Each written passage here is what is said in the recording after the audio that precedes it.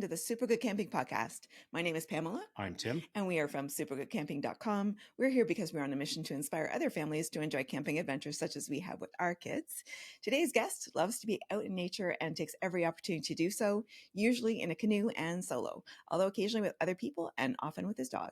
Most of his tripping is into more remote areas of Ontario, think Wabakimi, Woodland Caribou, and Lake Winnipeg. He also loves to get out in hard water season. It gives him some time to make some tasty looking meals. Please welcome Koen Tholhuijsen, otherwise known as the Dutch Explorer. Welcome, welcome, welcome. Hey, welcome. Good morning, guys. Good morning, good morning. Well, who knows when people will hear or see this, but it's morning for us. So right. As we're recording this. It's a lovely sunny morning in the spring. Oh. Well, yes, we had snow yesterday. Yeah.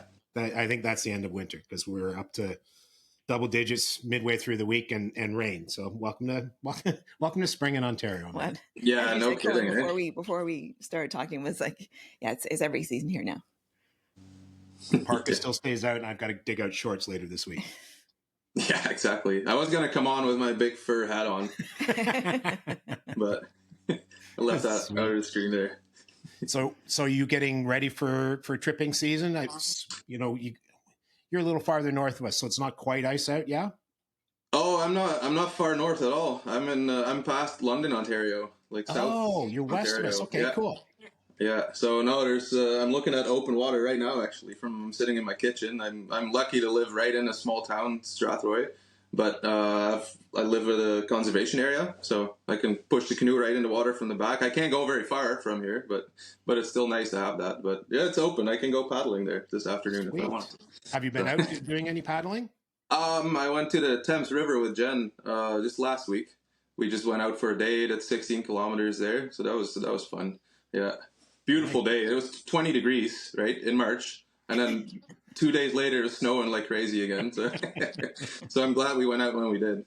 Yeah, good for you. Yeah, yeah. I've been trying to contemplate. I'm still contemplating what I'm going to do this spring. I do have a good chunk of time off. I have 5 weeks off starting. I think the 3rd of June is my first day off, and then 5 weeks go in, and I definitely want to go on a long solo again. But as of right now, I'm still unsure where exactly I'll end up. But I got lots to figure out still. But it'll be somewhere up in the Boreal. Yeah. So how does that work that you get such a long stretch of time off? Tim's envious. He's like, how do you... So I'm a tool and die maker. I work at a car parts factory. And we do shift work. So the factory runs 24 hours, 7 days a week. And because of my shift work, I work 3 weeks of normal shift where I do 40 hours during the week. And then right after my 3rd week, that's a night shift, then I work Saturday, Sunday right away. So it's 7 days straight that I work. And then I get 7 days off after that.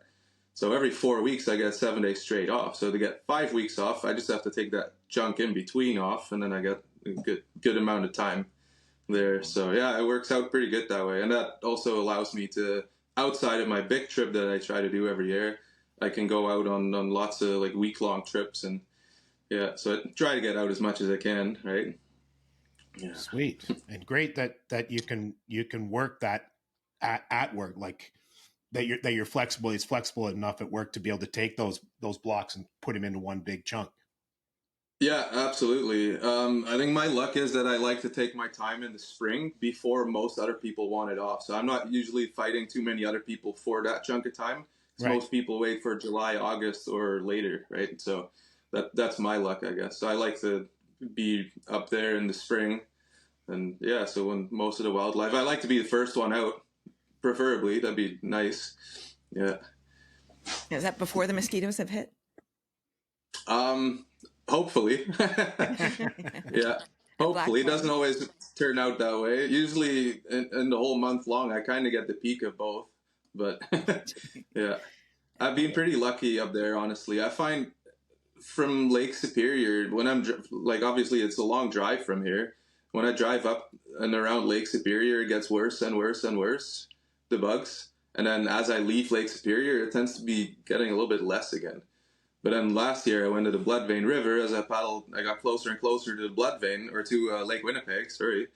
They got a lot worse. They were pretty bad. Yeah. So and then I But assume still, there's less people. well, yeah. So look, oh look, fresh meat. Let's go.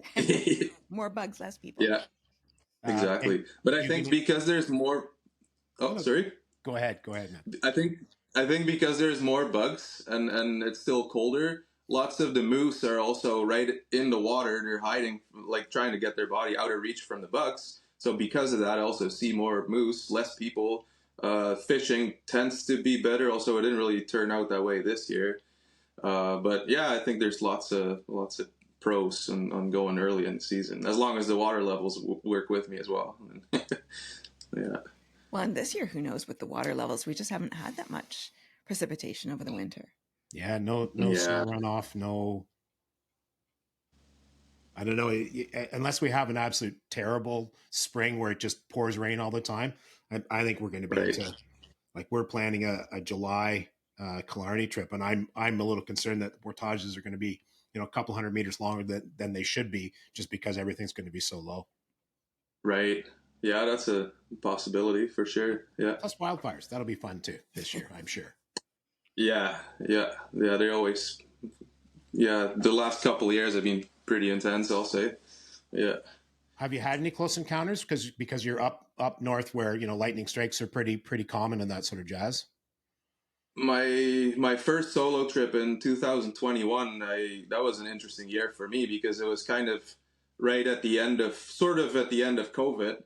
So I managed to, like, provincial parks were still closed because of the pandemic, and they were closed when I was supposed to start my trip, so I had to postpone my starting date. And then as soon as they opened, I went in right away, and that was the worst year. I was in Woodland Caribou I planned to go out for 34 days, and it was the worst year for wildfires. And I think probably about roughly 55% of the park burnt that year. So, and because the borders to the states were still closed at the time, um, I managed to get in there in time. Like a lot of people that had lodges and stuff up there, the traffic that normally Woodland Caribou already hardly sees any traffic, right? I think it's probably for a big paddling park, the least busy park, and get the most solitude because of that. But yeah, so I got my trip in, and 28 days later, they actually shut down the park completely to the public because of all the wildfires that were going on inside the park. And I kind of managed to squeeze in my route, or not my planned route, honestly. I had to change my route several times. I think 3 or 4 times. I had to move away from my campsite because a fire was getting closer. Had ash raining on my tarp and stuff like that. And one day I put in pretty long day fighting the wind and stuff, and getting to a decent campsite. I was really picky, so I took a long time finding a nice campsite because I figured I'll probably end up staying there for like 2 nights or something. And then I got there. I spent extra time to set up my camp really nice because I knew it was going to be there for a couple days. And then as I'm all set up, I was like, oh, I'm getting pretty hungry. I'm going to do some fishing and get a nice walleye maybe and get some dinner going. And as I'm fishing, I'm looking across the water. This is on Glen Lake. And I'm looking north, and I see this little puff of smoke coming up above the tree line. I'm like, what's going on there? So I grab my map, and I look with my compass, and there's a lodge that was somewhat in that direction, but not exactly where that smoke was coming from. So I was hoping maybe it's just campers there or something. Who knows? But the smoke got a little bit bigger and bigger, started growing and slowly moving too. I'm like, yeah, that's no campers. That's a fire. So, and I was just starting out. And that fire actually ended up creeping over time all the way to like almost close enough to Red Lake for them to get ready to evacuate the city there, their town. So that was it was quite the intense trip, and that was my very first solo trip ever. So yeah, Wow, so it's that's an ambitious pretty solo intense. trip. Yeah, but through the whole thing, I had really good communication with Albert Rogalinski from Gold Seekers Canoe Outfitting. He's in Red Lake, and I have a little spot device, a little satellite messenger, and communication with him back and forward was just outstanding. Without that, I could never have pulled off that trip safely. So I think there was one fire south of me that had started on Eagle Lake, which was the fire ended up, if I remember right, about 200,000 acres. That's how big it got, and so just monstrous, right? And when it started out, I was kind of thinking like, I'm probably about 3 weeks away from getting even close to that area, but it kind of worked its way up toward me, and I think I got within 2-3 kilometers away from it, and so lots of smoke coming from that. And yeah, so that's one of the fires I kind of had to unexpectedly run from, because the wind changed and it came toward me a lot faster than it would have. But yeah, so it was a good first solo. It's a little bit of pucker factor, but whatever. Keeps life interesting. Yeah.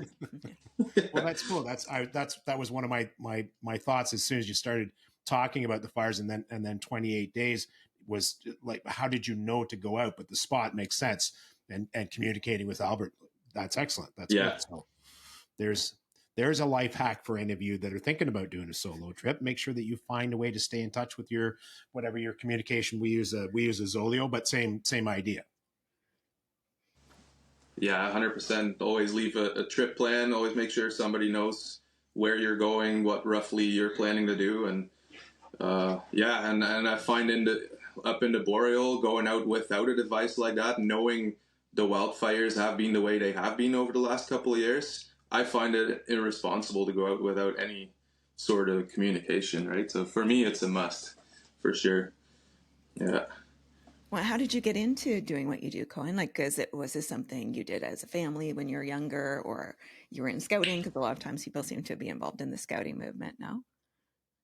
No, not really. No, I grew up in the Netherlands, so that's where my name came from too. The YouTube channel, the Dutch Explorer, and I first came to Canada in 2010 to visit some friends, and they took me on a canoe trip in Algonquin, and I was lucky enough to we had some beautiful cedar strip canoes, and we started on Canoe Lake, did a little trip, and in no time I just fell in love with it, and then I happened to have the right people with me that actually lived on Canoe Lake at the time and taught me how to paddle the proper strokes, and then it was just a blast. It was just an absolute blast, and I was hooked instantly. So ever since then, I just wanted to do something like that every year, and at the time, I didn't even live here yet.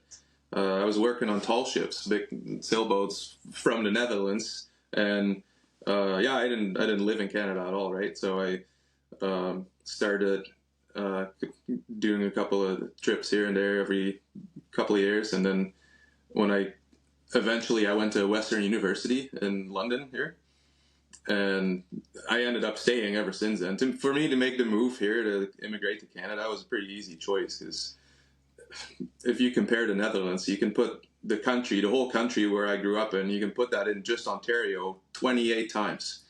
And we have, I think when I left, so about over 10 years ago, it was 17, probably now 18 million people in that tiny little piece of land, right?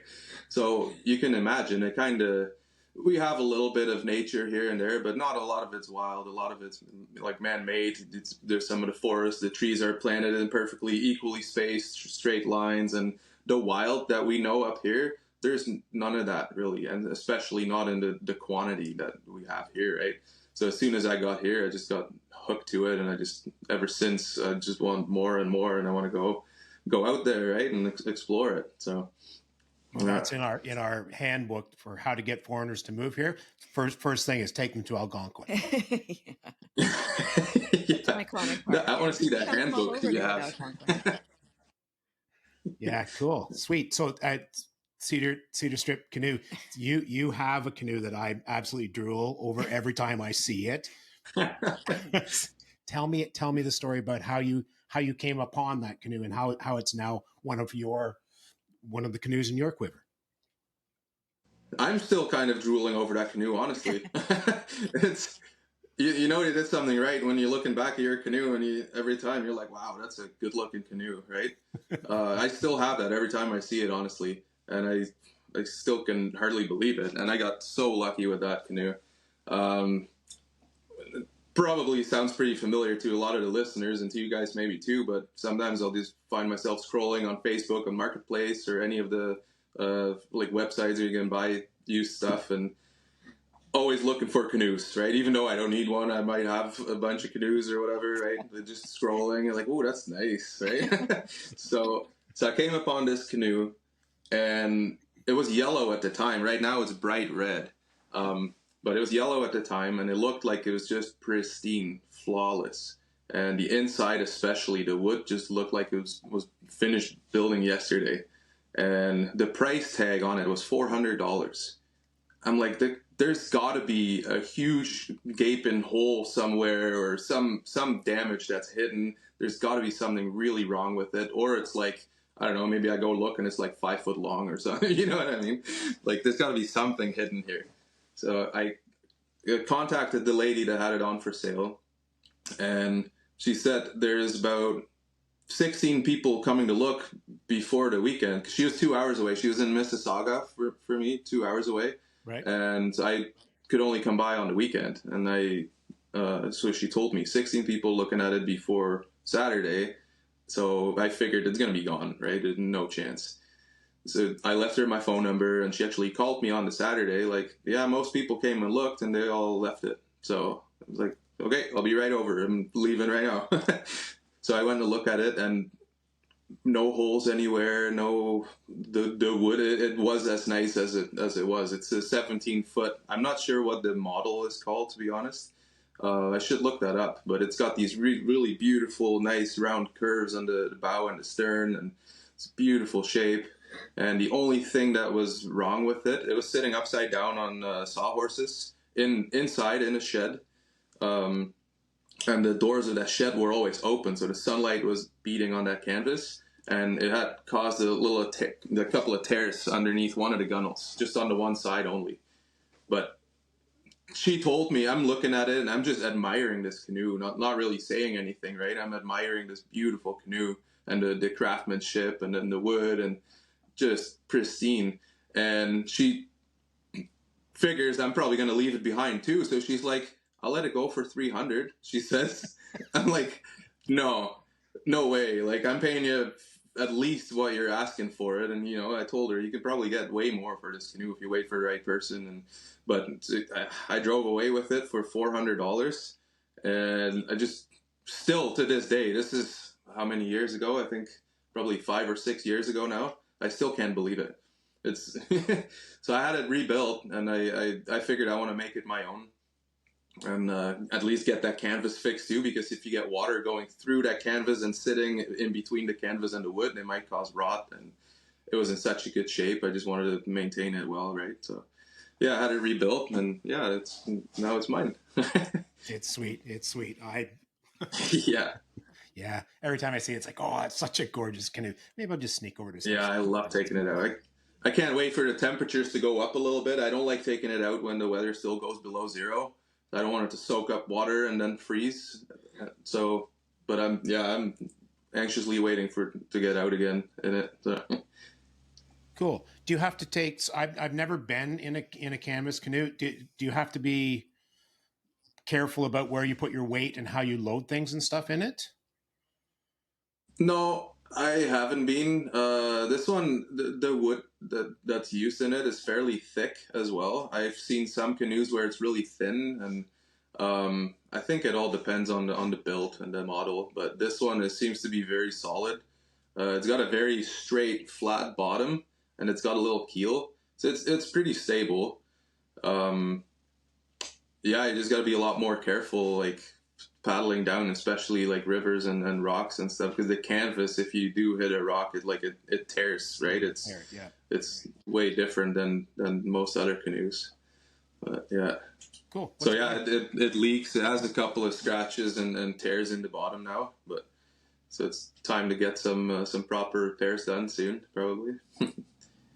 How much does it weigh? It's 83 pounds when it's dry, and it always soaks up a little bit of water over the first couple of days of a trip, so it gains. I haven't been able to weigh it. I don't take a scale with me on my trips, but I think from the feeling, it probably gains another 5 to 10 pounds on the trip. So that's a good amount of weight. Yeah. Well, a strapping young lad like you, not such a big deal. Old guy like me. Well, Yeah. No, actually, after my last trip down to Bloodvein last spring, I brought my whitewater canoe, which is a Nova Craft 16-foot prospector out of SP3. It's 90 pounds, so it's about the same weight as my wood canoe when it's wet and been in the water for a couple days, roughly the same weight. And after that trip, I needed a little bit of physio for my left knee after that one, so I don't. I'm very glad I did the trip, but I don't recommend taking a super heavy canoe like that out there for a long time, unless you don't have to do as much portaging. But Especially solo. So you're lifting all that weight by yourself too. yeah, Yeah. Well, it's so I do the tripping. We front country camp. Our eldest and I are the canoe guys. We had a 17-foot Scott fiberglass that was somewhere in the 90-pound range, and I there's no way, man. Like I could never, if I didn't have the strapping young man, there's no way I couldn't do it. We've got right. we had a 17-foot Kevlar now, and I can just pull off like carrying that around on my own. So, nope, Oh yeah, nope. yeah. Cool. I'm lucky with my wood canoe. The yoke on my wood canoe is shaped so well to my shoulders. It was in there already, but somehow it's just meant to be. It's like the perfect shape for my shape, my shoulders, and that thing does not feel anywhere near as heavy as the Nova Craft, even though they're roughly around the same weight. But just because that shape is so the weight's evenly distributed, I guess, and yeah, it's way more comfortable. Yeah. Sweet. I never really thought about that. I just like immediately bought one of those level 6, the foam pad that straps over top of it, just to Yeah. compensate for whatever weird things are digging into my shoulders. Right. But honey, I need to buy a new yoke. Have you ever tried those? New canoe to go with the new yoke? Or Yes, yes, okay. all of the above. Yeah, exactly. Yeah. Cool. Have you ever tried those bigger foam pads, the two separate square foam blocks that you can attach to the yoke? Those are phenomenal too. Those are really comfortable. Yeah, I've seen them. I've never tried one before though. What I like a lot about those two, they'd be worth the investment. Although I think they're kind of hard to find, but you must be able to find them somewhere though. But because the pads they run like front to back, right? You can actually move your canoe back or forward a little bit and get that balance that you want, which is really nice too. Whereas just a plain yoke, it sits where it sits and that's it, right? Yeah. I found that very frustrating when I first started to single, like for me to carry it, as opposed to I'm pointing like the kids still sleeping behind us. Oh yeah. With two people, not a big deal, but for me to carry with the yoke, I end up keeping my lines front and back so that I could adjust, because it would start to float away from me, like float up, and I'd be like, oh, how do I, you need to shift it that inch, and then it's uncomfortable. And yeah, I said lots of bad words that first portage with it on my own. Yeah, I believe that. Yeah.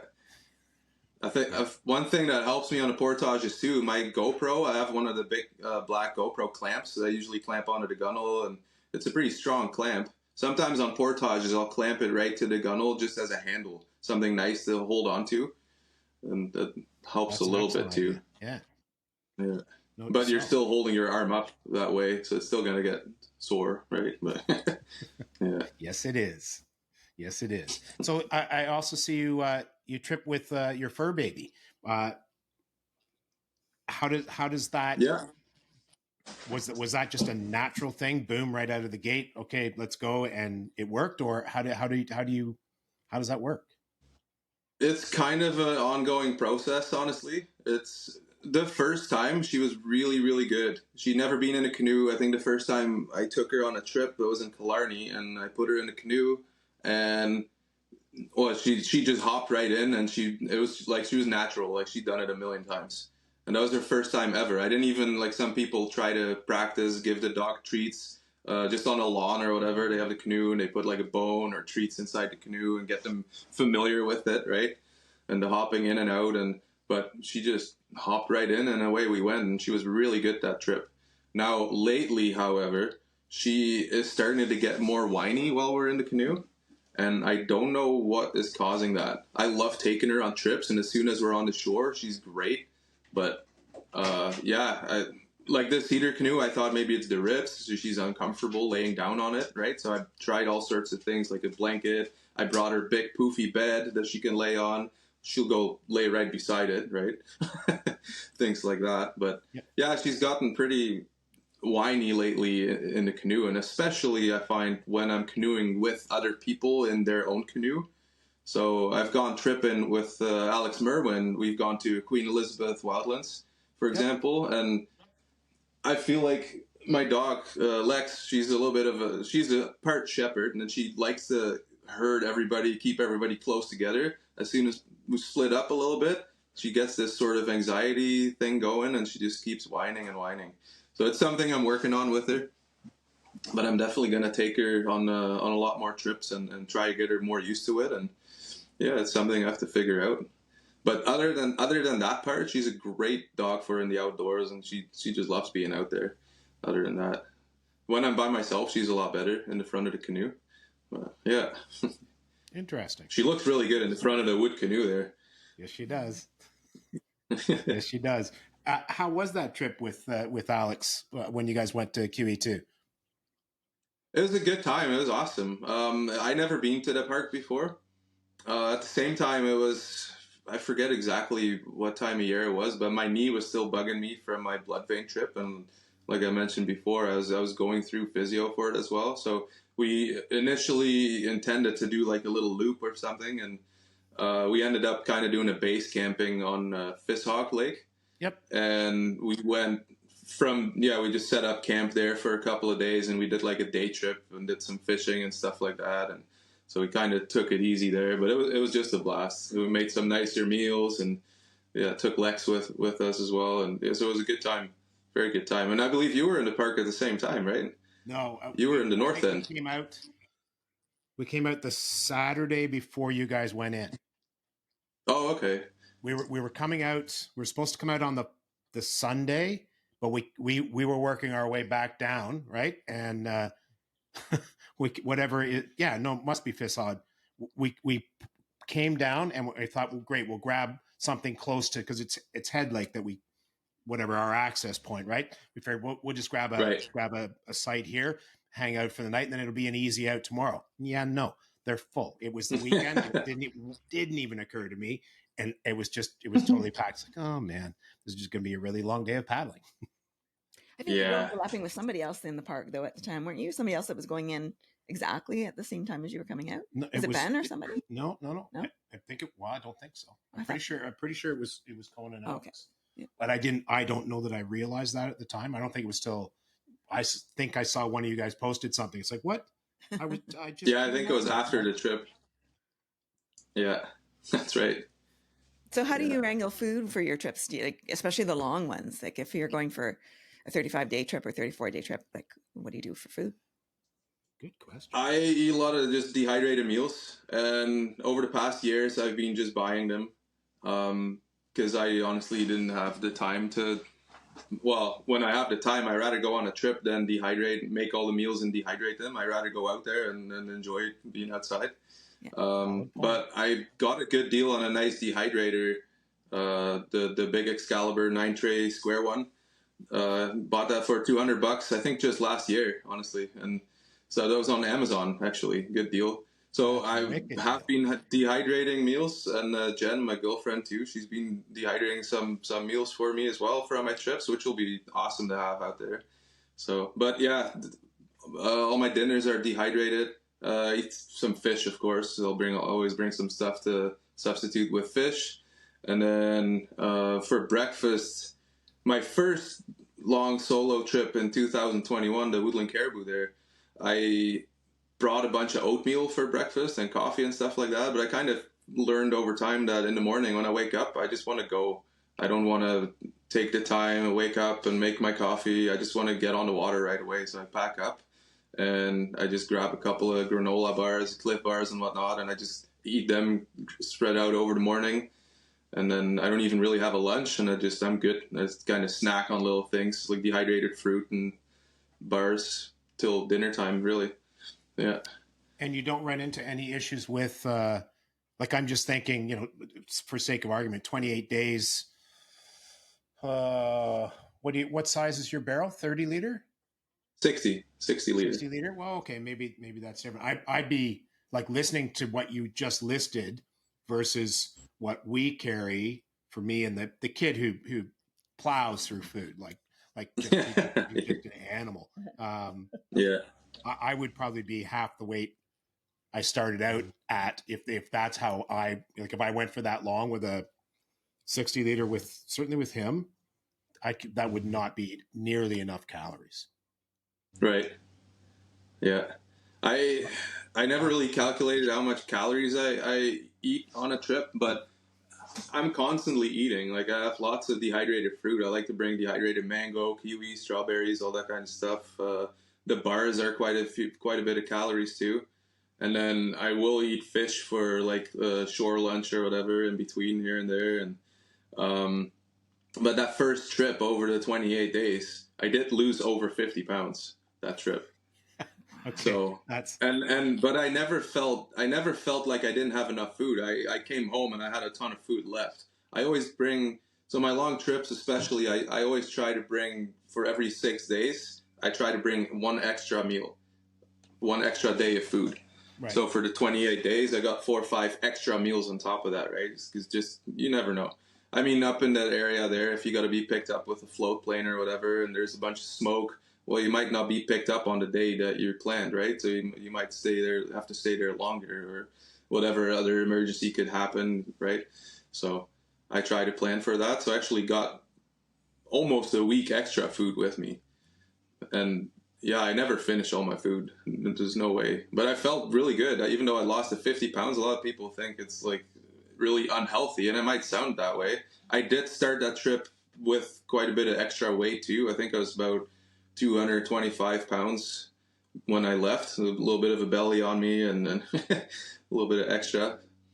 And yeah, I was gone in no time. So winter insulation. That's what that is. It's our new weight loss program then. Yeah, so, me into the woods. Yeah, nice canoe boot camp. Yeah. That's an excellent idea. Yeah, I like that. And then the year after, I kind of figured, so I was going to go to Wabakimi next. That was 2022, and I remembered my weight gain and loss, and I figured that worked out pretty good last time. I felt amazing at the end of that trip. I felt really strong physically and mentally as well. As everything was perfect. And so when I was getting ready for Wabakimi, I remembered that, and I figured I'm going to gain that extra weight just for that trip. And then I went into the park, and in a week, I realized the water levels are way too high for me to finish this trip. And I felt uncomfortable because all the white water that was on the way as well. And I never even got into the tougher parts of that route that I had set out for myself. So I had all that extra weight, and I cut my trip short just after a week I left. And I was like, shit, now I got all this weight still. Right? So I have to get some other trips planned, and then do a bunch of canoeing everywhere, and then working out to try and get it off again. But start portaging around the block just to lose the weight. Yeah, exactly. Yeah. Well, best laid plans. I'm pretty anal retentive, so I plan the crap out of our stuff. And just the last, probably since around when COVID hit, I just started going, okay, this is what I'm hoping to do. I'm going to book these sites because I tend to do Ontario Parks backcountry. I'm going to book these lakes, and then we'll just see how it goes, because forcing it is kind of pointless. You lose the whole peace of mind thing that you're going into the backcountry for in the first place, right? Exactly. I agree. I don't intentionally put on weight. It just happens naturally. Yeah.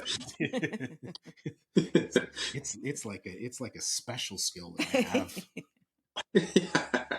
Yeah, this year I gotta agree. I've been gaining a little bit of weight too, but my trip's coming up again. It's 10 weeks away now, but I gotta figure out where I'm going though. Yeah. Yeah. How you can do one of those Google, random generators. You can throw a bunch of things in there and it'll pick it for you. Do you have like a list of places that you want to go, like a bucket list thing? And it's like, oh, maybe we'll try this. And that same Wabakimi trip that I couldn't finish 2 years ago, I want to go back and do that exact route with normal water levels. And this year seems to be a good year for that, so that's definitely a very viable option.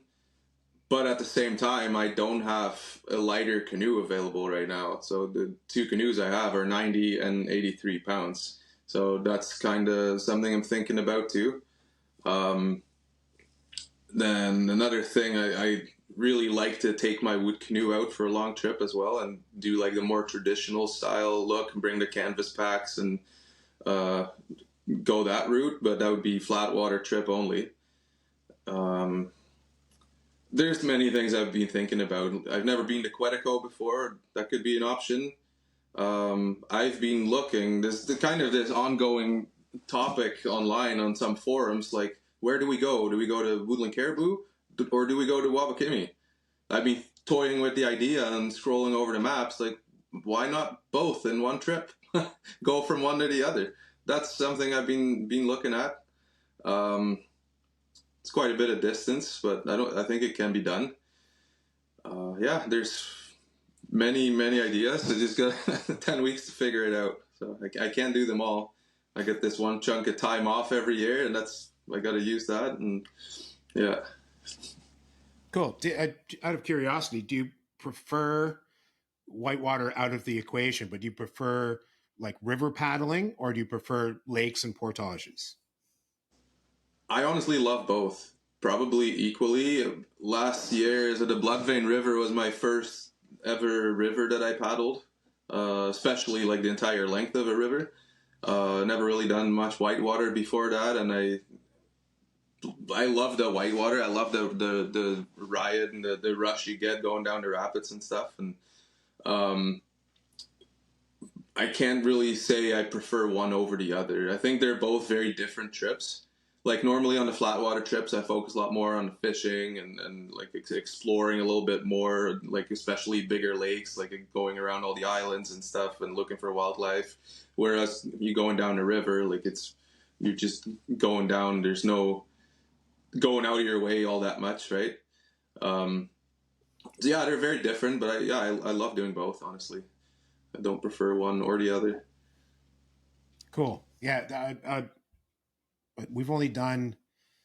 we did the French River, like from Hartley Bay south down into Georgian Bay, and then worked our way back up. So we avoided all the whitewater, and it was a totally different experience than whatever in the off Kashi Lake or whatever in Algonquin. It was so much more paddling for starters, and just not marked portages. You're looking around going, I don't know, look for something slightly worn. Yeah. maybe somebody's put a piece of tape somewhere. It was a pretty cool experience. I liked it. We're not going to do it this year, but I think I'm going to start planning for next year to maybe do another French or find something else. Now, I'm not hardcore like you guys and do the Bloodvein and that sort of jazz, but or the Steel River. Right. Yeah, Steel River's the most recent one I've been watching. It's like, oh, that's looks like a pretty sweet trip as well. Yeah, pretty nasty portages though. No, thank you. That first one, the Diablo portage, yeah, it looks like a good one. Yeah, for sure. Yeah. Now I did hear though that there's actually an alternative route that you can take past that. If you paddle further north, there's another small series of lakes. I don't know 100% sure, but I think you can skip that nasty portage. Though a lot of people do like to go over it just to say it's kind of a milestone, right? Like because some people arguably it is the one of the hardest portages in all of Ontario, right? So it's kind of cool to say you've done that. Yeah, badge of honor. I know Jay and Sherry from Beauty of the Backcountry. Jay has done the portage with their canoe, and yeah, it's pretty impressive.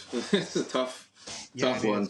So I was giving him a hard time Oh, I don't even remember what we were talking about, but it's like, yeah, no, there's a couple going in and out of Lake Kakakees at in Killarney, and Yeah. it's like it's up and then it's down, and whatever, and then I'm thinking about it later, going, yeah, he's done Diablo. I don't think I can walk in the park now compared to that, because Probably. yeah, that's just crazy. Are you talking the one that goes into Norway Lake? No, so if you come out of like Carlisle, there's one. Yeah. There's a. It's not long. It's like maybe 800 and something meters that goes Right. into Kakakees. The next one beyond that is the one that goes into Norway. It's Yeah. whatever 1,200 meters or something. Then there's one that goes out the other end of Kakakees into the bit of river that heads towards George Lake, Oh, right. and Yeah. that one's insane. Like that's 1,400 Oh, meters yeah. of I'm pointing at the kid again. When we went in just that 800 or 900 meter one, he puked at the end of it. Like we single carried it. I Wow. pay way more attention to the topographical lines now when I'm looking at my Yeah. maps after that, because it was like, oh, I had no idea it was this insane. Yeah. That's a nice thing on the new Jeff's maps, right? You can see that elevation over the whole portage. It's amazing. Yeah. I just bought the I'm looking at my map stash. I just bought the Algonquin ones this year, and that's a great little, that profile makes it so much. Oh, Yeah. okay, cool. Good feature. Yeah. That's it for us for today. Thank you so much to our special guest, the Dutch explorer, aka Koen Tholhuijsen. And please do find him. He is on Instagram and YouTube, especially on YouTube. Just search for the Dutch Explorer and you'll find his channel. And you can find our channel there as well under Super Good Camping. And we would love it if you subscribe to us. And we will talk to you again soon. I'm Pamela. I'm still Tim. And we are still from supergoodcamping.com. You can email us anytime at hi@supergoodcamping.com. That's hi@supergoodcamping.com. And if you would like to pick up some sweet merch, you can go to our website and at supergoodcamping.com, and you will find hats and t-shirts and stuff to support the show. If you'd like to support us otherwise, you can always buy us a coffee too. We like coffee. We'll talk to you again soon. Bye. Bye.